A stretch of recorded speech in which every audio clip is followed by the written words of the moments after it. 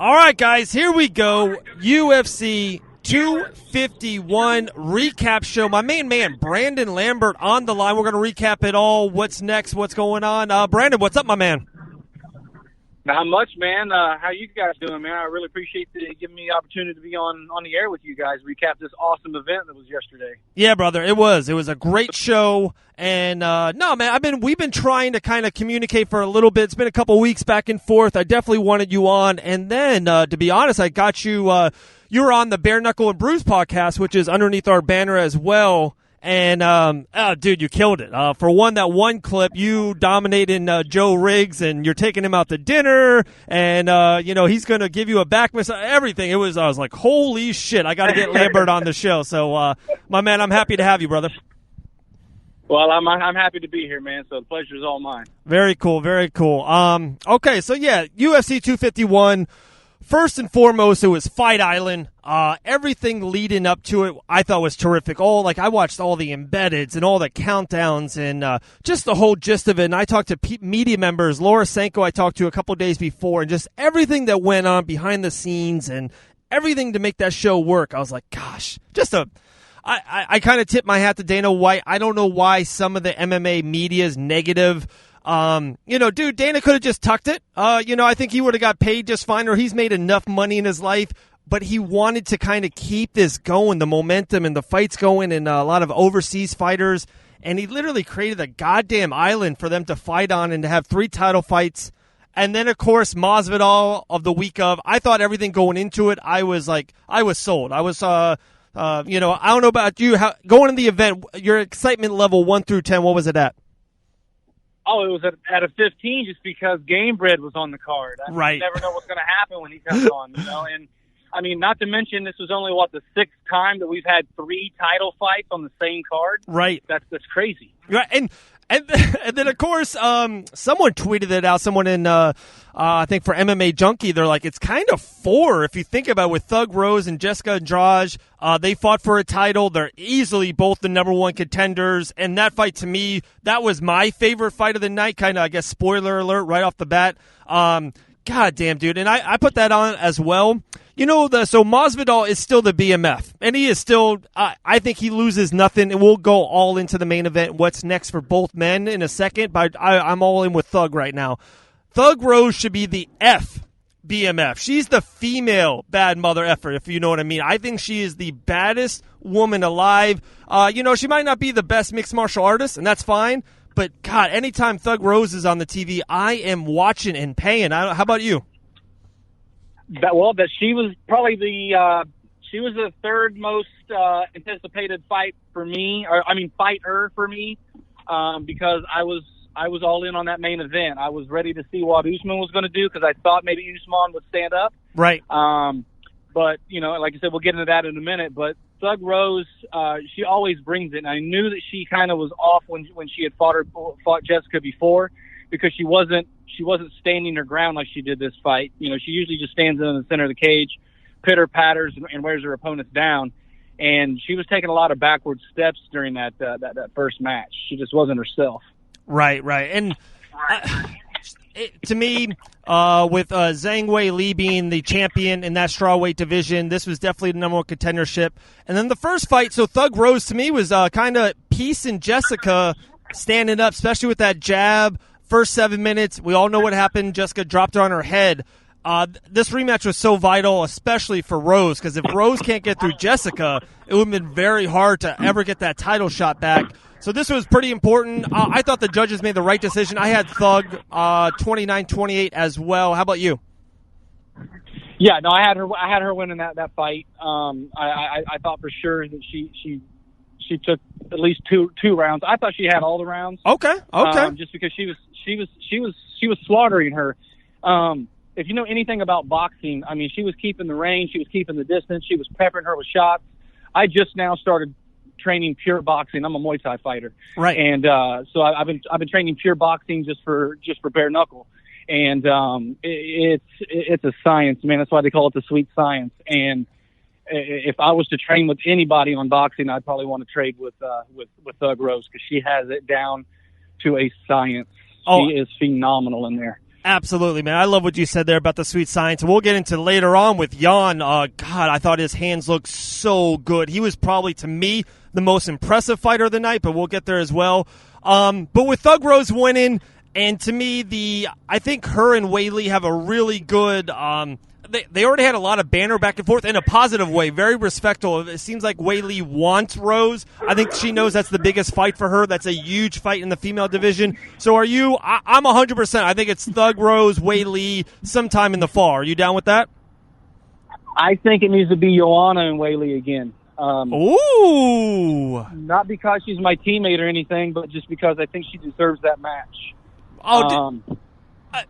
Real quick, I love me some Joanna, and I know she's your teammate, and I agree with that. I respect that, but there's a big part of me is I would love if Joanna got one more before getting the automatic rematch with her going in as the contender. Does that make sense? You know what I mean? But there's not really a number 4 girl right now. There's not another person for her to fight that would match up to the caliber of Weili or of Rose. Right. And, no, I got you on that. I guess they could maybe sneak a Joanna Jessica Andrade match and then go Thug Weili. But dude, I guess what's better, steak or lobster? You know what I mean? They're both goddamn delicious. And I'm not gonna. Joanna Weili was the greatest female fight of all time. So I can't hate you on that. I think you kind of nailed that as well. So they really could. They could go both ways. And especially Thug Rose was just in this battle, and Weili hasn't fought in a minute. So they might do Weili Joanna. You know, you put that in September, October, and then you get the winner fight Rose. You know, maybe December, January. You know. Yeah, I would be 100% down with that because I believe that fight. Because didn't they have Rose as number 3 and Jessica as number 2? I think even Jessica was number 1. I thought, right or no? Was Joanna still number 1? Well, they may have put Joanna back to number 3 since she lost. Right. But in my mind, it's Joanna's number 1. Right. Since that was the fight of the year, fight of the decade. Yep. And then you have Rose is number 2, and then you have Jessica Andrade as number 3. Gosh, that's a good problem to have. The female strawweights, when you got kind of 4 badass contenders like that, that's a pretty good problem to have. And anyone can beat any one of those girls at any given day. So it's not like it's going to be. I don't see a dominance of any of those 4. I don't see those 4 fighting each other and one person winning all 4 fights. Right. I love that, dude. I love that. It seems like the lightweight divisions like that, you know what I mean? Like Gaethje beat Tony would beat Conor, Khabib beat Conor, you know what I mean? It's a kind of foursome there. Also there, I talked to Kayla, Raka a couple days ago, and I know she's your teammate. I see you guys at Darude down there together, busting ass. And she was talking about how the fight with Joanna and was just out of this world. And then she was given before this the Paige Van Zandt Amanda fight. She was all in with Amanda. She's like, dude, I train with Amanda all the time, and she's one of the most underrated badass females in the world. So have you trained down there at ATT with Amanda? I have not. I haven't trained with any of the girls. Okay. When I moved down here, it was right before the COVID started happening. Right. And then everything kind of closed down shortly after I got here. So I've been training individually with a few of my friends from there, like with Poirier and all them over there. So I've only had a couple of sessions at the gym, so I haven't been able to train with Kayla, like Harrison or K-Rock or Amanda. But, I mean, we have a plethora of women over there that are crazy good on the mat. Oh. And, I mean, they're training with guys, and they're kicking the guys' ass. Not to sound like Sarvedian or Edmund or anybody, but, I mean, Amanda's going to be a problem for everybody. Right. And they've been saying that since she's gotten there. Right. And one thing that I like that she did, she fought for the flyweight this time for the first time, and she's a strawweight as well, and she's already kind of thrown it out there. And to me, I love it. I think it's amazing. If you, as any person in the world, if someone wants to be the greatest trash man driver of all time, like, that's awesome.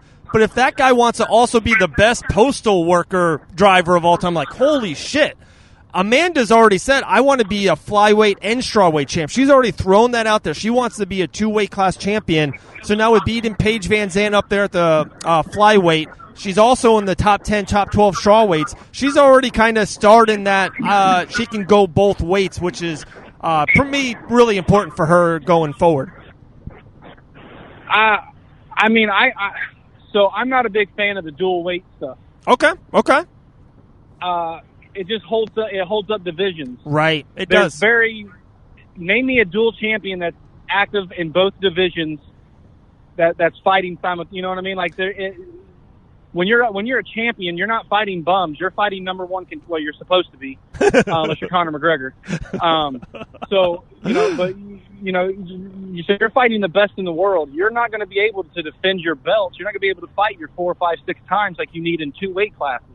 They're contracted to fight 3 times a year. Right. So if you're defending 2 belts, you really need to fight 6 times a year. And if you're fighting the best in the world, you cannot fight 6 times a year. So I don't like this dual. I don't like I like the way that Conor's gotten the money into the sport. Right. I do not like the way that everybody's chasing the dual championship because it just holds up divisions for everybody else, and I think that's shitty. Okay, no, I like that. And here, let's make a left turn, and this is what I wanted. I just wanted us to kind of free flow and just let it roll. I threw out a tweet earlier in the day, and I'm a huge Masvidal guy. I'm all in. I've been Masvidal since Strikeforce. And, we had a cool time. He was out there around Dean Tool Promotions show last summer in the Panhandle in Pensacola, and we had a good weekend together. And I'm like, oh, my God. I was game bred before this, and now I'm all in. And then his rise last year being the fighter of 2019, I was like, this is just – it's perfect. I love it. So I thought he got tons of great pop. But then he got that day or the day before, to me, he got tons of, like, a little bit of a pushback of, like, hey, should he get it? Does he deserve it? All the BMF, what is it? And I kind of put out something, I'm like, I don't get all the bad little press sometimes towards a Conor and towards a Masvidal. They're bringing so much money. They're bringing so many eyes. I love Volkanowski. I love Thug Rose. A lot of middle-class America, right? Mainstream people don't know who Rose Namajunas is. And I like when Masvidal brings more eyes and Conor brings more eyes to the game and brings more money to all the fighters, and it all trickles down. I don't get the hate on it. And I saw you, just with that little thing with Conor there. Like, what's your first of all, let's just hit on that. Do you like my idea? Like, I don't understand why people give those guys the shade when they bring eyes and money to the table. Well, it depends on how they're bringing the eyes and the money. I mean, name one thing that Conor does good for the sport. He fights one or 2 times a year. He robs the whole purse. They can't afford to pay any of the other fighters any fucking money. Look at all the other Conor McGregor cards. Nobody on the undercard gets paid a lot of money. It's just him. It's him and his opponent. That's it. That's like a Mayweather card. Right. And then he does all these other antics.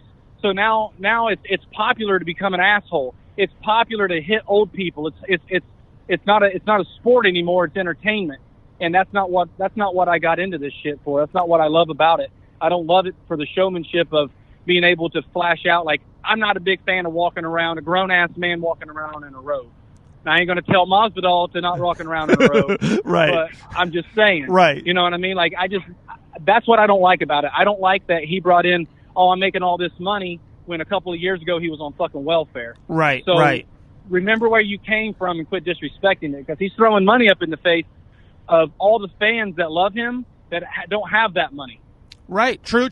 You know what I'm saying? No, you're not appealing to the masses at that point. You're just getting followers. That's why I wanted to fight Jake Paul, because he's a chaser of followers, and he's not a fan of the sport. He's not a master of the sport or a student of the sport.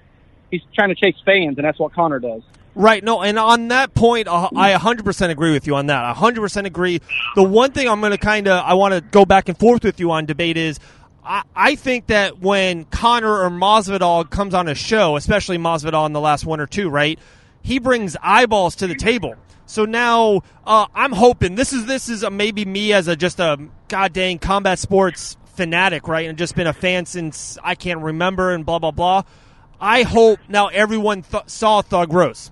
You know what I mean? I'm hoping more people can kind of give some love to Alexander Volkanowski or that that light heavyweight on the prelims on ESPN, that Yair kid. Hopefully now people can kind of get behind these people. Yeah, maybe the paycheck on that night wasn't better for those guys, but hopefully they get enough more eyes and more buzz now on the next card. They get bigger paycheck. You know what I mean? Does that make sense? Well, it does, but this is the only way that they're going to get eyes, because you can stand in front of 1,000 Conor McGregor fans and start asking them about prelim fighters or even the opening main card fighters. True. On any Conor McGregor card. True. And they couldn't tell you. Okay. So only thing that does for the sport is it allows that opportunity for that person to shine, to gain the attention of the people that are putting that eyes. The majority of the people that go to fight, they don't show up till the main card. Like all the big tickets, right? When you go to an event, you see all the nosebleeds are packed before the first fight even comes. The big ticket, all the big money seats are always open, and then nobody ever shows up till the main event. If Conor and all them were bringing eyes to the sport, those people would have their fucking asses in the seats before the fight started, before the very first fight started. Conor should be telling those people, and all the other draws should be telling those people, we need everybody here. They should be out there watching the fights, or they should have something going on to bring everybody to those undercard fighters. But, I mean, I get where you're saying, like, people are going to tune in to watch, but people are only tuning in to watch him because he's acting an ass. And he's not relishing the sport. He's not explaining the sport or spreading the sport. He's spreading his brand. And that's what I don't like about it. No, wow, Brandon, you're killing it. I do like that. I think you won that round. Round one goes to Brandon Lambert for sure. I like that a lot. All right, so let's get back on the card. We kind of hit on the female fights. Much love to Amanda. Much love to Thug Rose. Then we go into the 3 title fights. We kind of hit on it earlier. This was the fight to me out of all 5 that I was iffy on. I wasn't too sure. I couldn't pick a side. I can see Aldo kind of returning the clock back a little bit, maybe throwing leg kicks more often, blah, blah, blah. But I know Jan's he's a monster on the feet, such a great striking ability. I was so impressed with Peter Yan, and I love the bantamweight division, especially a couple shows ago with Sterling and Cody No Love and O'Malley. Bantamweights are on the way up. And now with Yan as the champion, I am so excited for the next 3, 4, 5 big fights there in that division. Well, I would have been excited if either one of them won that, because they're both phenomenal strikers. Right. And the most highlighted fighters coming out of the bantamweight division right now are strikers. So even Aljamain is phenomenal on the ground, and he's killing people on the feet. Right. So I'm really excited to see. Not to jump off topic, but I'm really excited to see O'Malley and Cheeto.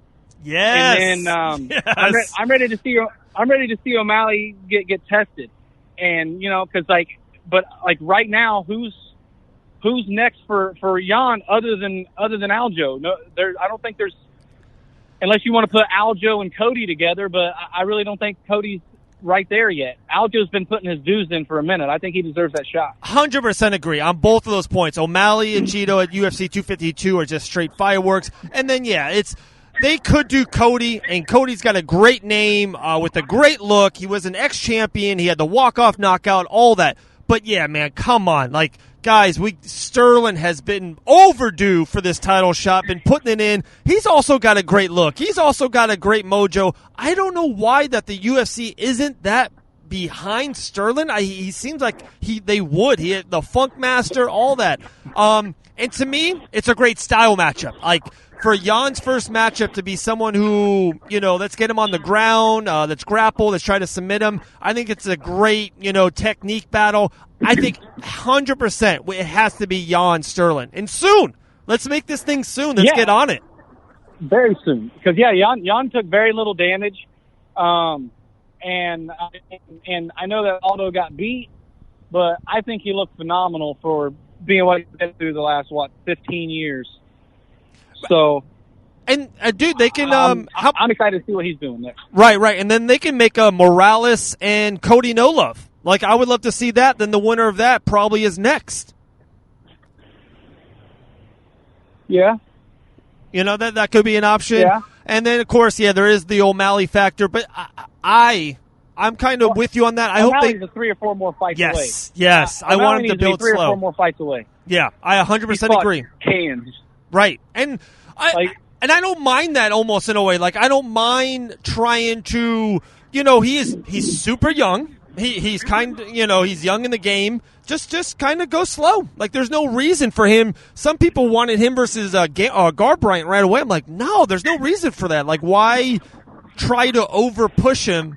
And then if he wins, it's almost. Well, I think he beats Garbrandt though. Ooh. Yeah, and here's the reason why. It's because once the man gets his head caved in, not once but twice. Yeah. And not twice but 3 times, yeah. It's different. Right. And I mean, and Cody is a beast, but Conor's not a powerful striker. He's an accurate striker. So, and the same thing with O'Malley. O'Malley's not this big, overpowering striker. Right. He's just very, very accurate and hits you where you need to hit. So I think he can put Cody out pretty quick. There's the reach difference, the height difference, all that. But you put him in there with Aljo's murking O'Malley within a round. O'Malley's tapping out within a round, 100%. Aljo is the man. Oh, he is the man. Brandon Lambert up 2-0 on Dave Van Auken, so I got to catch up now. You're killing me, my man. You're killing me. So then we go to the co-main event, and this is kind of where a lot of controversy from. And okay, so before we get into the event itself, and then who do you think won and all that, I want your take. One thing we've been saying on the podcast for over a year, we're 265 episodes in. We got tons of other podcasts, Bet In, Bare Knuckle, all this stuff. So we got tons of stuff underneath us. We've been screaming on top of a mountain about having an MMA scoreboard. I don't want to change the scoring system. That'd be, that's another podcast for another day. I'm talking about I think fighters and coaches, and of course the crowd. You can put the crowd if you go to a soccer game, football, baseball game, the crowd knows what the score is. But at least the coaches and the fighters should know where we're at. If Max Holloway knew he was 2-2 going into the 5th, maybe he fights a little bit different. I think he thought, and everyone else thought, he was up 3-1 the first 3 rounds. So what's your first take on having a MMA kind of a scoreboard, kind of what Invicta FC is doing right now? I think it would make fights a lot more exciting. You'd have a lot less people coasting. That's for sure. Right. I like it. Okay. I like it because you have replays. You have time. They know how much time they have left. They know what round it is. Why can't they know the score? Every other sport, even jiu-jitsu, right. You know the score. Right. Even boxing, pretty much. They flash it up there on the monitor and shit, even in boxing. So I think they should. Even if it's an unofficial scorecard, they can have cameras they have cameras everywhere. Have a little pocket camera at the desk, or have a system where they type in the number, the rounds or whatever, and put it up on a scoreboard for everybody. I think that would be excellent. No, dude, that's a great point. I never thought of that. They can have someone like they can have like a Trevor Whitman or like a Dean Thomas or a Matt Sarah. No more Trevor Whitmans, please.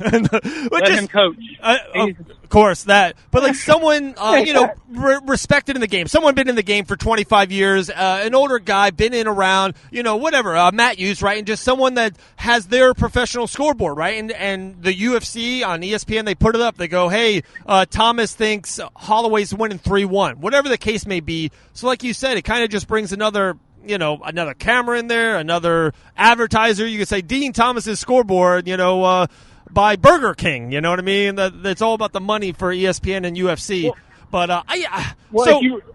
If you remember back in the day, they did do that with Eddie Bravo. They brought in Eddie Bravo scorecards back in like the UFC 30s, 40s. Yeah. So they should definitely bring that back for sure. I absolutely think so. Okay, let's get into it. I thought it was another great fight. Round 6 through 10, Volkanowski, Holloway. To me, Holloway's the greatest featherweight fighter of all time. But Volkanowski gets the win. I think it's a little bit closer than what people say. I think Volkanowski won 5-4. I think Holloway won 1-2. The third round was close. I think Holloway won it. A lot of people are saying the word robbery. To me, I don't think it was a robbery. I think it was razor sharp, 2-2, 3-2. But, let's go. I want Lambert's take on Volkanowski Holloway. Well, I can't remember if it was under the unified rules or not, because I don't understand how the first 2 rounds were 10. He knocked him down twice. Right. He knocked him down in the first round and the second round, so there's a 10-8 right there. That's the best thing you'd think. He can't even win that fight now, unless Volkanovski gets a 10-8. He definitely didn't. Max got robbed. I think it was a robbery because I think it was a clear-cut victory for Max. Max ran out a little bit of gas and started coasting a little bit. That's why the scoreboard would be so important, right? Because he thought he was up 3-1, and he figured he could just coast out. Because the problem with championship fights, in my opinion, is if you have a fighter that thinks he's ahead and he's not hurt, he's going to coast out so he can try to defend his title a little bit earlier rather than later, and risk getting an injury. Like, why go into a firestorm if you're already ahead? Right. So right. That's the problem with championship fights, in my opinion, is people thinking that they're ahead when they're not, and then they getting jacked. No, you make great points again, my man, and that's why I definitely wanted to have you on. I'm going to have you on, goddamn, a lot more often. You're killing it. I don't think it was, because I remember John Anik at the beginning of the broadcast saying, like, one hand down, it's not the unified rules because they're in Abu Dhabi, so they don't have a, like a sports, membership kind of a thing. They don't have what Vegas has, a commission group, you know what I mean? So I think they kind of were piecing it together. I even think they flew in the judges from Vegas. I think I remember hearing that. I'm not 100% sure, so don't quote me on it. But yeah, it's so fun. I didn't think about that. I kind of thought it was closer. I thought it was Holloway, 3 rounds to 2, but when you kind of say that, you make a great damn point with the knockdown. It should be 10-8, especially that first round. The first round was a 10-8 round to me. I never kind of pieced that together. I kind of forgot about it after the 25 minutes. And when Volkanowski won, I was like, wow, okay, cool, okay. I was too. But I mean to cut you off, but yeah, I was like, what the fuck? But I think that's why Max kind of laid off, because he figured, hey, I got 2 10-8 rounds, I'm good to go. Right. That's exactly what I would have thought too. I knocked this motherfucker down twice, I'm good to go, because that's why he lost the last fight, because he got knocked down. Right. And I think that's why they gave him the 10-8 round. So I might be mistaken on that, but I think that's what it was. They gave him the 10-8 round. It wasn't because he lost the split decision, but he did get knocked down. They gave him the 10-8 round. One of the judges gave Volkanovski a 10-8. So it's so crazy because, if this match is in Vegas, because this is the July show, International Fight Week. This fight is supposed to be in Vegas, COVID-free, right? If this was in Vegas, Holloway wins that fight, because you're right. He gets 2 10-8s. Volkanowski doesn't put him down, and even if you want to give him 3rd, 4th, and 5th, he doesn't catch up. Holloway reclaims the title, which is insane if you think about it now, because I tweeted this before the fight, and I was just, there's so many podcasts out there. There's so many MMA, media people and talents and all that, and every goddamn guy says the same thing, and everyone comes from the same center field and all that. I like to come from left field. I like to bring up different shit, new ideas, stuff, try to make people think. I thought that was going to be Max Holloway's last featherweight fight of all time. And why I said that is I thought Volkanovski was going to win going into the fight. When you lose twice to the champion, it's hard to get that 3rd fight. It rarely happens.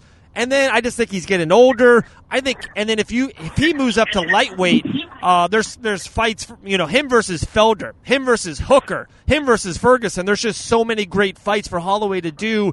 I know he's super young still, but he's been in so many goddamn wars. I just thought it's time for him to move up, and I threw that out there, and a lot of people disagreed. What do you think on that? Do you think Max Holloway goes up to lightweight now?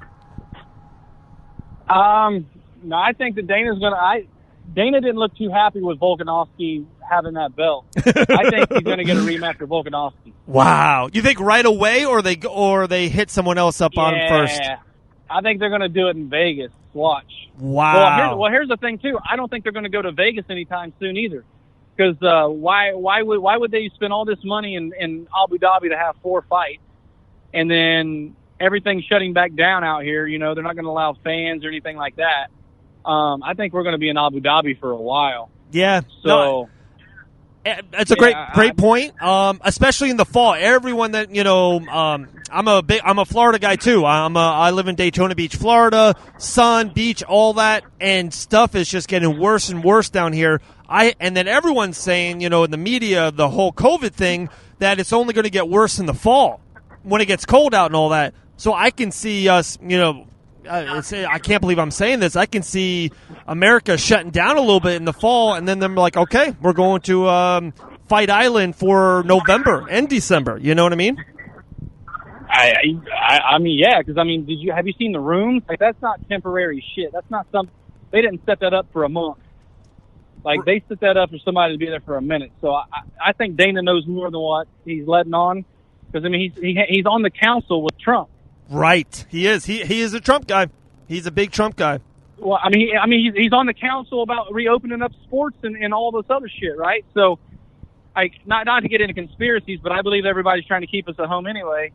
So they got to keep all this shit going. You know what I mean? So they're going to be in Abu Dhabi for a while, and that's what I was telling a couple of my teammates too. That they were like, "Oh, I'm going to be fighting in August in Vegas." I was like, "You better get ready. You're going to be going to Abu Dhabi, bro." Yeah, get your passport ready. Yeah. You mentioned a name 10 minutes ago, and I let it fly through it, and I wouldn't be the greatest podcast host like I am if I don't mention it. That Dustin Poirier, Dan Hooker was one of the greatest fights I've ever seen. And I know the Whaley Ioana's fight of the year, then you threw out fight of the decade, but god dang, man, how cool is it to train with Dustin, be close to Dustin, and kind of watch him go through 25 minutes of war and to win and kind of be on the other side of it. Man, Dustin's a great dude, man. Like, even just outside of sports, he's just a great human being. He's always done me right. We've been friends for a couple of years now, and usually I don't like to watch my friends fight. But fortunately, me and Dustin aren't we're not like best of friends to where we've got that kind of relationship built, but we're close enough friends to where I can see if he's in danger or not. And I didn't want to see him in danger in that fight. And I just thought it was awesome to watch him go out there and perform the way he performed, to prove that he's one of the best in the world. Right. And me and Kayla talked about it when she was just on the pod. Two things I threw out there. One, his last 5 fights. Khabib, Gaethje, Alvarez, Hooker, and Holloway. It's like literally the greatest 5 in a row, and the man's 4-1 in it. Like, I don't think Dustin gets the all-time or the kind of pound-for-pound best that he kind of should. That's one. And then 2 is, the same thing, man. I hear nothing but the greatest things about Dustin outside the octagon. You always see him with his daughter, and he just, he has that look and the hair and all that, and it's like, it's wild to see him outside the cage, and then inside the cage, he's a totally different animal. He's just a monster in there. Yeah, I don't know. It's just, it's wild when you grow up kind of like watching them, and then you meet them, and you realize they're human beings, and then you kind of see them in there doing the same shit that they did when they were your idol, and it's just, it's wild, man. It's really wild. It's crazy. All right, let's get into it. Main event. It's a reason why a lot of people bought it the week of. 6 days notice. Should have been Gilbert Burns and Usman on the card, but Burns got COVID week before. July 4th, Malky Kawa's Instagram was all about Game Bread trying to get tested and trying to get to Fight Island. They made the match. Masvidal got paid. He ate pizza, cut weight, and he was there. The BMF, like I said earlier, I'm a Masvidal guy. But I tip my hat to Usman. Usman won the fight fair and square, 25 minutes. What's your take on the main event? That was boring as shit. Usman's a fucking boring-ass fighter, man. Like, he's a champion, yeah, because he's got a weird style, but he should have finished George. And the fact that he didn't proves that he's not as elite as he thinks he is. I think if George had a full camp, because don't let Dana talk shit. George was training, But then when all that contract negotiation happened, he stopped doing the training. He was training 2 and 3 times a day, and then he stopped and was doing like once every other day. Right. So it's not like he was in a full training camp. He was exhausted. The man was exhausted after 5 minutes. Yeah, so can if you're see an elite that. caliber athlete and you say you're the best in the world and you can't finish an exhausted man over 20 minutes, you need to sit the fuck down and let somebody else fight. I saw the same thing, what you're saying there. After the first round, that Masvidal won, by the way, on 2 of the scores. And you can just tell the hands on the head, just how he was breathing in the corner. And, Masvidal tried to play it off during the rounds, but you could just tell. And then we have both seen enough Masvidal's fights to know that, yeah, he was exhausted. He was tired and just didn't have the cardio. And his defense against the most of the takedowns were great almost through all the first 4 rounds. Oh, well, let me stop you real quick because he wasn't just tired. When I say exhausted, the man was exhausted. Right. Like when you're talking, I'm talking, think of the most tired you've ever been to where you can't move your body. That's where George was. And he was still stopping takedowns because he knew that he had a possibility of getting finished if he was on the ground, and he's exhausted. He knew that he could stand up. He knew that Usman doesn't have anything on the feet for him, so he knew he could withstand that and possibly get a knockout. Right. But when you can't take an exhausted man down over 20 minutes and beat him, that says something about you, man. Like he's thankful that it wasn't Gilbert, because I think Gilbert snatches him up within 2 rounds and beats Usman for sure. And I think it shows how much Usman respects Masvidal on the feet. Even a exhausted, battered 100%. Masvidal in the 4th, he still was just like, okay, I'm getting him down. Covington last fight, he was sitting toe-to-toe with him because he felt maybe Covington didn't have the power to kind of put him out. But you can just tell with that. I just think Usman really kind of played his cards about, how much he really, he could say all the stuff he does, before the fight, but how much he really does respect Masvidal and, of course, his power and just his, unique striking and, of course, boxing techniques. But, yeah, man, it was just definitely disappointing. For one, going on one side or the other, but just the fight itself. It was not the back and forth. It wasn't the, it got so much good media going into it, and the videos and all that stuff was just terrific. And then to kind of, it's like one of those blockbuster movies, you know what I mean? Like James Cameron puts out every 3-4 years, and when he knocks it out of the park, it's awesome. But when he puts out a dud, it's like, man, it's just kind of sad. And it's a habit with the UFC. So they didn't do any promotions very good for the Weili and Joanna fight, and that was the best fight I've ever seen. Right. And it's like every time they do, and then they wanted to do the Yoel and Izzy fight, and that was the most boring fight. So it's like every time that they promote great fights, they become boring because the matchups don't match up correctly. And then they don't really pay attention to the matchups that are matched up correctly to bring great fights because for some odd reason, those fighters aren't big draws. And the reason they're not big draws is because the promotion's not putting money behind them. If UFC didn't put money behind Conor McGregor wouldn't be Conor McGregor. Right. He needed that push. Oh, it definitely helps. That's why people sign with these big ass promotions, so they have the money to give them the push. But the UFC's not doing that. I don't know.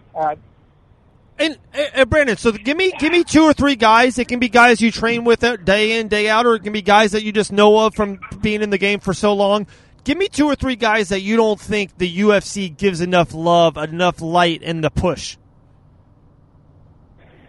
Oh, well, Dustin for one. Okay, I agree. I'll give you that. With all the good stuff that he does for the community, just outside of the cage. Yep. They should be promoting that stuff left and right. They're promoting all this other dumb shit.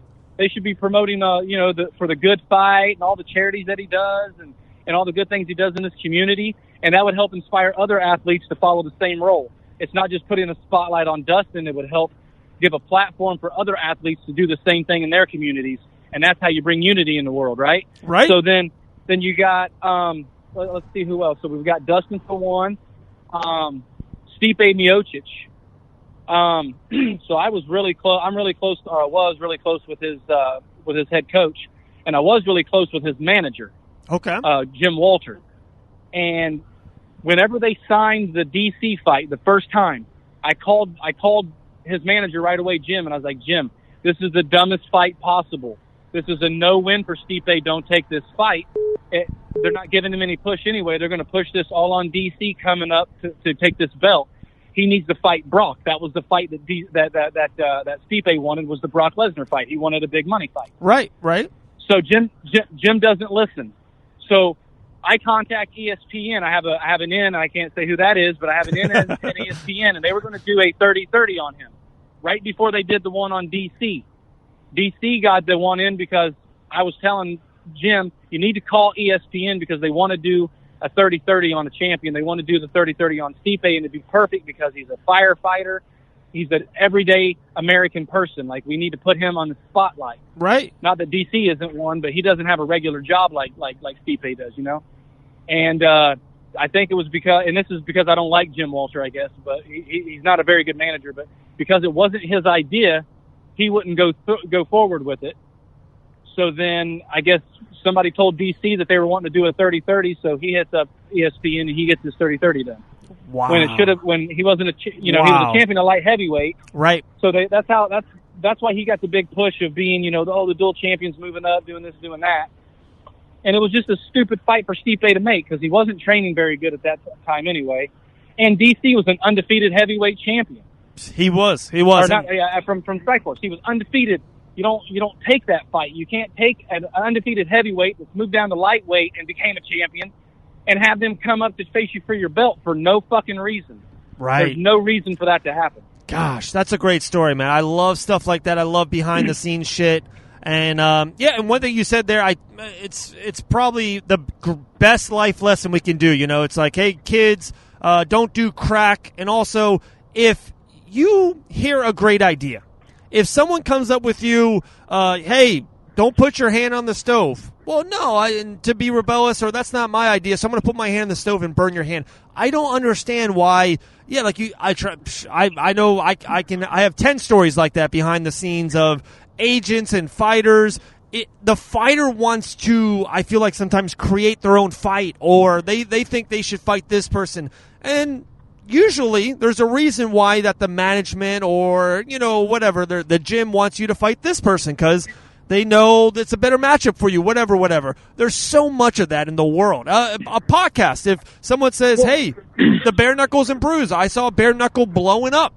And I thought it was, there's so many individual MMA podcasts, but I'm like, I kind of came up at Fight Bananas. I'm like, dude, there's no podcast brand that's doing multiple different shows. So I'm like, dude, bare knuckles on fire. We're going to do a bare knuckle one. We got a professional wrestling podcast. We got a betting podcast underneath us. We're just kind of pushing out content, and now our numbers are 8 times what they used to be 3-4 months ago. You know what I mean? I mean, and so on the manager kick, let me ask you, fight on the cards. And something struck me last night that I want to ask you about. I bring this up a lot. Okay. And it's about management. So Martin Day fought Dave Grant. And they said that Martin Day was supposed to fight before all this other shit. Or no, I guess Martin had gotten hurt or whatever. But he was supposed to fight Chris Gutierrez. Right. Well, do you know that they both have the same fucking manager? I didn't know that, but I have known of matchups. Yeah. There's been some FRM matchups. Remember when? Okay, keep going. Yeah. I'm sorry. Yeah, because it's not just one or two. So, Jason House from Iridium Sports, he likes to take all of his guys and pit them against each other. So, Brandon Royval, he's a Team Iridium guy, a Jason House guy. He fought Tim Elliott, which is a veteran of the UFC, which is another Iridium guy. So Brandon comes in and beats him, So, like, in my mind, when you're a manager, you don't put your fighter in a position to lose. Right. So when your manager has 2 people in the same fight, he's putting one of those people in to lose. And I could see it if it was happening like once every once in a while. Right. Jason House is really good friends with Sean Shelby. They're like best friends. So like I had a good friend, Devontae Smith. He was supposed to fight John McDessie in Denver when Mike Perry got submitted by Cowboy. Right. He ended up he got knocked out by, or no, I'm sorry, that wasn't then, because he won that fight. He was fighting in L.A. and he fought Kama Worthy. Oh yeah, Kama. Okay. Yeah. Well, guess who's Kama? So Devontae is managed by Jason House. Well, guess who got Kama Worthy in on short notice? House. Jason House. Oh my gosh. Yeah. I'm with you. It's almost like the same team thing, like American Top Team. If it's not for like how Burns and Usman, I get that. If it's for 100%. The championship, and if I just know a lot of people down there at FRM. So if it was two FRM guys and it's for the belt, I'm all in it. But what you're saying, I totally agree with you. On a short notice, or let's just be honest about those two guys, they were prelim or early in your MMA or UFC career. No way. Yeah, I think it's ridiculous to put them up against each other because you want both of those guys to get win checks. You don't want just one guy. You got to be confident in both of your men to get win checks. All right. How's everything? Everything's perfect. Yeah, I mean it's. Sorry, I had my neighbor walk by me. I apologize. Okay, brother. No, it's you don't.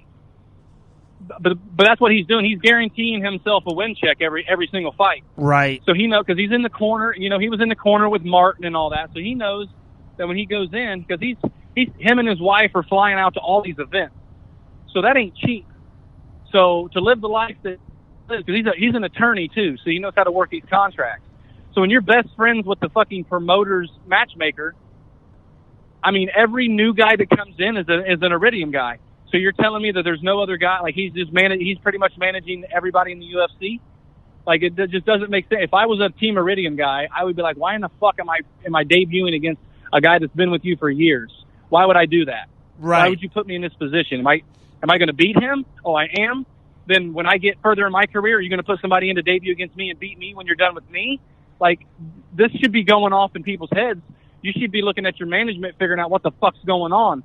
If they're taking you into enemy territory every time and the guy across the ring is paying the guy that's behind in your corner, there's something off about that. Yeah. Oh, this motherfucker's making money on both ends and raping the fighters, and that's something that I'm not about. Because before I was a fighter, I was a fan. I'll always be a fan, and I'm fighters first. I don't give a fuck about the money. I don't give a shit about the fame or any of that. I care about the sport. And when people are coming in robbing the sport like Conor McGregor does, then it pisses me off, and I have an opinion about it. But I've said this to a lot of other agents, and they're like, well, there's nothing wrong with it. But if it was in boxing, it would be against the Ali Act. Right. So you should do another podcast with some fighters and ask them if they support the validation of the Ali Act. And if they do, then we need to start doing something to get that involved into MMA to where these managers can't rape these fighters like this, because they're guaranteeing themselves 2 paychecks plus a win bonus every time they step in there, and that's not right. Right. No, I'm 100% agreeing with you. And like I said, in a rare occasion, once every 2 years, I understand, or I make sense, or whatever the matchup is, and sometimes, and let's just be honest, and especially at heavyweight, there are not a lot of guys, or to me, it seems like those top 6 or 8 have been those top 6 or 8 for a couple years, so I get it. But what you're saying, yeah, there's so much MMA talent now. The regional scene's on fire before COVID. There's so many great, feeders to the UFC, like LFA and Island Fights and Titan FC on UFC Fight Pass. There's so many guys that on short notice, you shouldn't get someone from your own team. Like, you guys are on the same team. Like, it doesn't make sense that... well, I mean, they do say, well, it's not a team, we don't train together, but the whole thing of it is that a management is a team. Right. That's why they call it a fucking management team. So you want to put everybody on that team in a position to win. And when you're pitting those against each other, you're not putting everybody in a position to win. And I just can't seem to get anybody to understand that and see where I'm coming from it, because everybody's like, oh yeah, there's nothing wrong with it, quit bitching. He's giving guys opportunities. They're thankful for the opportunity. I would be grateful for the opportunity as long as I wasn't getting fucked. Right. Oh, yeah, I see it. You're peeling the onion open. I'm crying over here. I get it. I'm with you. And So that's my grievance with that. But Okay. but do some research on all the other cards and just figure out how many Team Iridium guys have fought each other in the past 2 years, and then look at every event and see if Jason House isn't in the corner. He's in every event, bro. He goes to he's in Abu Dhabi right now. Wow. And he'll probably stay there all month long. Right. So he doesn't work. So all he does is manage. So when all you do is get your money from your management, and you got so many guys, it's like, yeah, why not just put them together? Hell yeah, just put them together. Yeah, okay, boom, boom. You know, the only people he don't pit against each other is his top tier guys. But his lower level guys, he just weeds them out. Right, right. Who is the House's top tier guys? Do you know offhand? Or fuck, bro, they got so many guys. I mean, top tier. I mean, they got James Krause. Oh, he's a stud. I mean, he's got a lot of people. Because here's the thing, bro. I pretty much he came up to Factory X and pretty much took every one of Jim Walter's people because I exposed Jim Walter for being a piece of shit manager for fucking over one of my friends in Vegas. And it cost me my relationship with Mark Montoya over it because he thought I was talking about Factory X. Me and Mark had a big blowout in Denver at the hotel and shit at the 25th anniversary show. Right. Almost fought in the lobby and everything. So when I got in bed with Jason House, I was telling him, hey, I'm going to get you all of Jim Walter's guys. So I just went in and told everybody, you guys need to quit with Jim. Jim's a piece of shit, and come over here with this guy. This guy's the real deal. This guy's a great guy. So then he signs all of Factory X, and then every time they debut, they're debuting against his old veteran guys. And then I got to noticing, like, once you get over your use with managers, like once they're done with what they can use you for, they just throw you in the background. Like, they don't wean you off. They just throw you to the wolves. You're done. And, like, Devontae Smith has been stuck in Ohio since he tore his Achilles. But he's still fucking around with Kama because Kama's beating people. You know what I mean? But every event, this cocksucker's got 3 or 4 fights with all of his fighters in it. So he gets paid $30,000-$40,000 every event. That's right. That's why he's walking behind the scenes every time and at every event, because he's raping the fighters and taking their fucking fight money, putting them against each other. Whether it's a team or not, whether they train together or not, when you're on a management team, that's a fucking team. First round management is a team. They're not in their office figuring out who they can put against each other that's on their roster. They're figuring out how to get everybody on their roster to the top at the same time.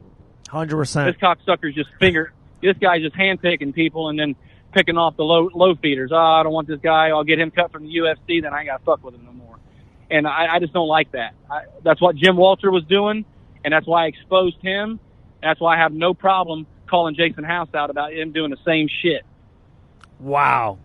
My man, Brandon, I'm telling you, this is, we'll definitely link up. You got my number now. I got yours. We're going to be talking a lot in the near future, man. I know I've been wanting to get this together, and I loved it. Hey, no, we hit on UFC 251. That's why I wanted you on, but I'm so happy. Thanks. I appreciate your time. I appreciate you kind of opening up this door. This is definitely something I want to talk more with you in the future and going forward. But my man, real quick, shout out any sponsors or any kind of people you do want to show some love to. I appreciate your time. The floor is yours, my man. Yeah, I mean, I want to shout out Phil Daru for sure, getting me in shape. I've been training with him for the last 6 months or so. He's awesome. I want to shout out Vince Anderson, BKFC. He's a big help of mine. I love that guy. He's doing what he can do to put some things together, trying to toe that line with somebody at 170 or 185 at some point. So Nate Shook, Dave Feldman, if you guys are looking for anybody short notice, can't get a fight for somebody, I know a guy. So don't really have any sponsors. I'd love to get some. I had a couple, and then since my fight's fallen off, I've kind of fallen off on that. But you can follow me on social media at Mr.Malo951. That's Mr.Malo951. And I want to shout out Fight Bananas for giving me the opportunity to be on air. My man, appreciate you. I'll talk to Vince. It's so funny. after he was on your show, we talked, and yeah, I'm going to own up there. It's Bare Knuckle FC 11 up there in Mississippi. I'm hitting up that show, and then the next night, Island Fights has a big amateur show in the Panhandle on the way down, so I'm hitting that as well. So, yeah, man, hopefully you do have something involved with that. I would love to definitely link up there. You know, and I know, okay, so we'll end on this. Where did and I'm just not aware of it, where did the root of the Riggs problem situation happen? And, you know, you don't have to go, you already threw out the promo. You already gave the CM Punk mic drop to him. But how did, you know, is there anyone else out there, Bare Knuckle FC, that you definitely want to hit? You'll take anyone at those weight classes? And where did the Riggs issues start? Yeah, so I'll hit on Riggs first. That started whenever he asked me to borrow money for some Christmas, saying he was overextended, and then basically told me that he's not paying me back because he flew me out to Phoenix to be at his fight. And then I found out he was selling fake memorabilia. So if anybody's got any Joe Riggs fight-worn memorabilia, I suggest you guys search for UFC memorabilia groups, post it on there, and see if anybody else has the same thing, because it's more likely 3 or 4 people's got the same thing, because I don't think he sold any of his fight-worn stuff. It's all stuff that he got from the shows or that he bought and then signed and then sent off, because I've got one of the contracts that he was signing for the UFC when he shot his hand off. It has blood all over it, and he signed it for me. 2 other people have the same paper. So I don't even know if it's blood on the paperwork now, you know what I mean? He's just a lying piece of shit. Wow. And, yeah, I mean, I wanted to first fight, I wanted to fight Julian Lane at first, but for some reason he's bitching out and won't do that. So then I heard that Dakota Cochran was having a hard time having a matchup, and then I guess he's matched up with Melvin Gillard. So if Melvin falls through and nobody steps up, I would love to fight Dakota. I have a lot of respect for Dakota. Oh, that fight would be insane. That would be good. No, you versus Dakota would be unbelievable. That's fireworks for sure. Dakota's putting on hell of shows, man, and yeah. He likes to bang. So I got nothing but respect for him, and I have a big issue with Johnny Hendricks, and he knocked him out for me, so I got to get him a beer for that. But then I put my name in the hat for Justin Baseman. I know he's had a rough go. He's been looking try to get some fights, and I don't mean any disrespect. I don't know his financial situation or any of the fighter situations or anything, but any of you fighters out there at 170 that are having a hard time getting matched up and you need the funds, I'm not looking for a payday. I will gladly sign over my portion of my purse over to you and your family secretively. We don't have to make it public. I don't give a shit. I'm not doing it for the money. So if there's anybody out there at 170 that doesn't have an opponent, needs one, just say when. I got you. So that's about it. Yeah, there's pretty much nobody that I wouldn't face. I'm not facing Hector Lombard. I'm not facing Jason Knight. Right. Other than that, everybody can get it. Other than Hector and Jason. I love it, man. Oh my goodness, this is awesome. Oh yeah, they got to get you on the card soon. And, you know, it seems like they got a lot of stuff brewing in the next 6 months. Bare Knuckle FC looks like they're going overseas. So a lot of big stuff's happening over there. I'm very happy for them. More spots for fighters. I'm hoping they come over to Thailand. I hope they come out to Thailand. They come to Thailand and we can get it done, because I'm leaving out. I'm actually leaving this month for Thailand. So I see you at the Bare Knuckle fight. And then shortly after that, I'll be gone. So. Awesome. Okay, my man. Well, very cool. We'll see you up there in Mississippi. You know, man, just keep on grinding. I love everything that you're doing. I follow you on social media. Always see you over there with Daru. Man, just a big fan over here. And anytime you want to come on, shoot the shit, I'm with you. Anytime you want. Well, likewise, man. I greatly appreciate it. You have a great rest of your day, man. You too, brother. Talk to you soon. Thank you so much.